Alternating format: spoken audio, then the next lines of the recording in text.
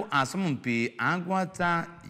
C-Unity Charity Football Competition abụrụgo nke amalitere na ụlọ akwụkwọ Community Secondary School nke dị na Mkpologwu nakwazi Community Secondary School bụ nke dị na Isuofia n'otu ma bụrụkwazi ndị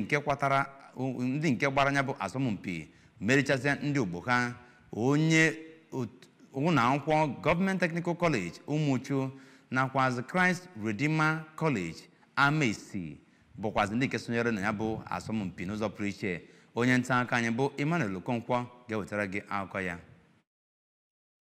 Isọmpi football nke achịkọbara n'Umuchu Mini Stadium, ụlọ akwụkwọ Community Secondary School Mkpologwu meriri ụlọ akwụkwọ Government Technical College Umuchu, ebe ụlọ akwụkwọ Community Secondary School Isuofia ji otu ọkpụ wee merie ndị ụlọ akwụkwọ Christ Redeemer College Amaesi. Ka ọ na-agbape ya bụ ihe mmemme asọmpi, onye ji ọkwa meyọ nke Agụata bụ Dọkịnta Chibueze Ọfọbụike kenere nnọọ onye nwe C-Unit label bụkwazi onye na-akwado ya bụ ihe mmemme asọmpi bụ Chief Onyedika Ike maka mbọ ọ na-agba inyere aka hụ na achọpụtara ndị nwere ọnatarachi n'ihe gbasara ịgba bọọlụ na mpaghara ahụ ma kpọkue ndị nwere ego ndị ọzọ ka ha bụ ndị ga-enwomi ya bụ ihe nwa amadi ahụ na-eme iji wee mee ka obodo kawanye mma n'okwu ha dị iche iche. Ndị nnọchiteanya ya bụ C-Unit label bụ Maazị Alex Okechukwu nakwazi Maazị Chukwuebuka Nwafọ nọrọ oge ha na-ekwupụta na ọ bụ nnọọ ụlọ akwụkwọ 12 dị na mpaghara Agụata bụ ndị so na ya bụ ihe asọmpi nke na-aga n'iru, nke ọ kọwara ga-abịa n'isi njedebe